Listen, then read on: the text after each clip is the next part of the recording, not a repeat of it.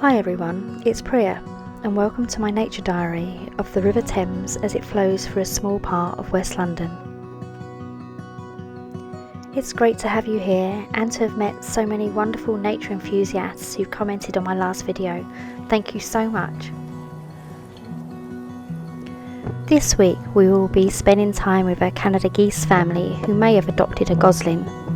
And then we will be going on a long walk to try and find the Egyptian Geese family and their one little Gosling. The first beautiful bird that I came across this week was this stunning Greylag goose. And I just love the way he looks like he's wearing little orange wellies, which is pretty suitable for the mud this week.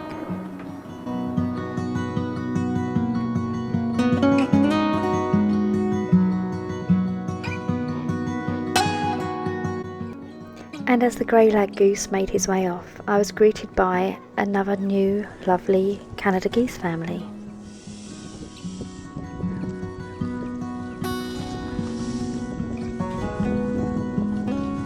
Now, what is quite unusual about this family is the quite obvious difference in the size of the Goslings.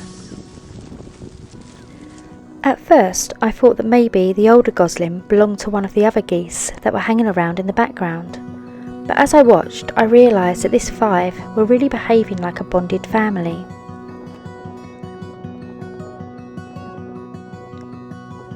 Now, some of you who have been following this story may remember the Canada geese family, who I first filmed with 5 Goslings.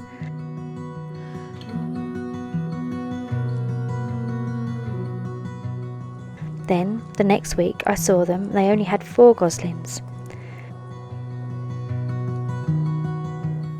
But last week, the same family appeared to have 6. They were all of the same age, I might add.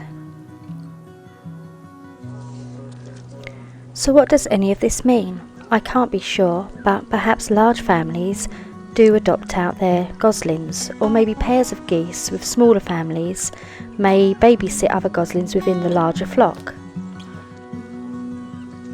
What I do know is that I find this little family with what looks like a much older Gosling really quite interesting, and the research that I have done shows that Gosling adoption is quite common in the domestic geese farming. Perhaps this is something that also happens in the wild for other reasons too.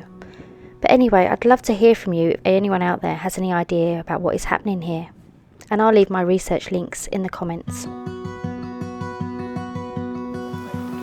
But now on with our walk along the shore, and I was determined to catch up with the Egyptian geese and their one little Gosling that I promised you we would look at again last week.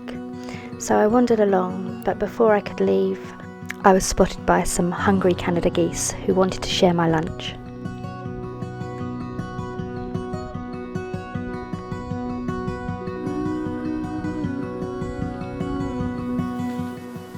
But then I continued on my way, trying to find the Egyptian geese family with their one Gosling, and I wandered quite far west up the Thames path, and unfortunately I didn't find that family, but what I did come across was a different family of Egyptian geese with their Goslings a little bit older.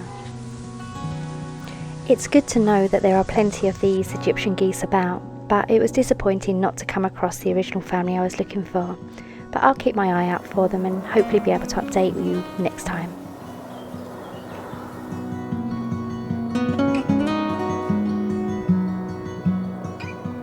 Well, that's it for this week, and thank you so much for joining me. And if you like this video, please like it and subscribe. That'd be great. And join me again next week, where perhaps I'll do something a little bit different and maybe take you to Chiswick House, where they've got lots of water birds there. But who knows.